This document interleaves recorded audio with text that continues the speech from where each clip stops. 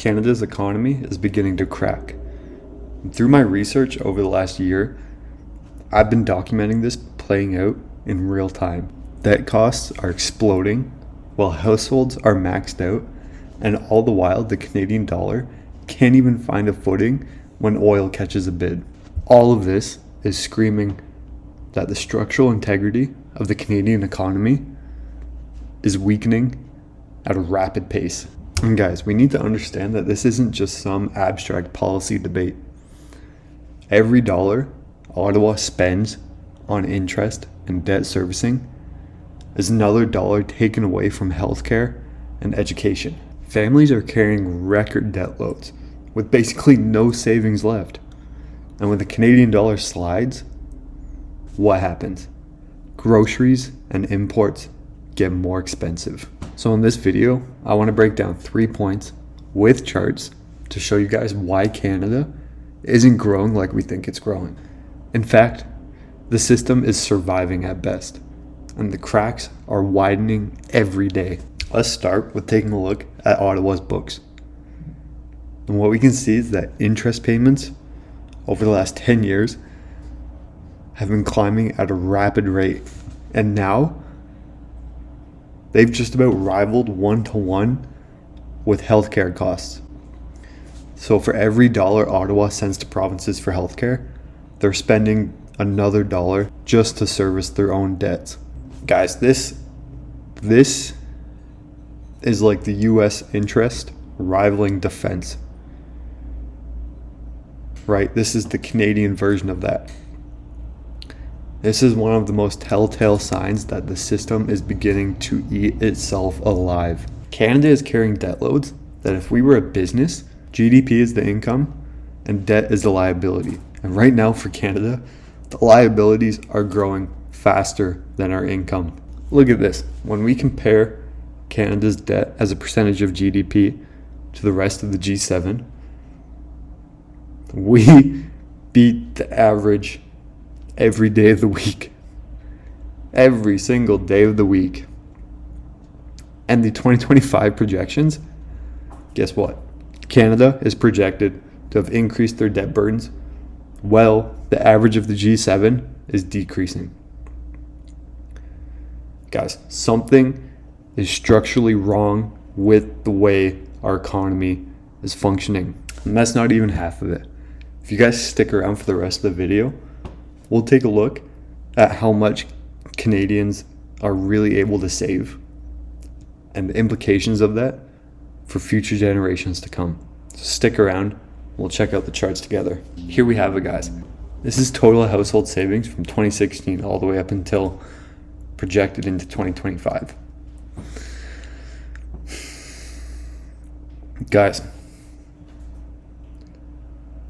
Ottawa's debt is increasing at a rapid pace. We're projected to have even more increases through 2025 relative to our G7 counterparties. Meanwhile, Canadian citizens are barely able to save 20% of their income at best. People are living paycheck to paycheck. Meanwhile, Ottawa spends $50 billion in deficits year over year. Somebody please make that make sense. Guys, the real problem is the Canadian economy just isn't growing anymore. We've tried that weird experiment of mass immigration to boost GDP. That failed. All that did was dilute the Canadian culture to an extreme degree. We've tried devaluing the currency. That had some effect. Diminishing, but some effect.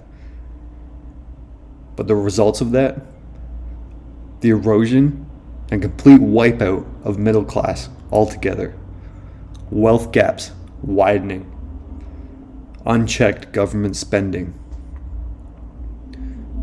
opioid pandemics, homelessness, all of it. All of it is a symptom of a money that is no longer pegged to the laws of Mother Nature. Now here's a pretty cool chart that I was cooking up just for this video. This is Canada's terms of trade overlaid with USD CAD pair. So terms of trade in the white, USD CAD pair in the orange. And then below we have a beta for the USD CAD pair, which measures its sensitivity to terms of trade. We see the 5-year rolling beta decreasing, meaning the sensitivity of the Forex pair is diminishing away from the terms of trade, meaning the terms of trade no longer have a stronger effect on currency pricing. And what we can derive from this is that fundamental deterioration is now one of the main drivers behind the Canadian dollar pricing in the Forex markets. The key takeaway from this video is that the fundamentals of the Canadian economy is deteriorating. Ottawa, as a company, as a business, is going broke. Right? It is now harder and harder for us to fund our deficits. And in fact, our servicing costs are rivaling that of healthcare.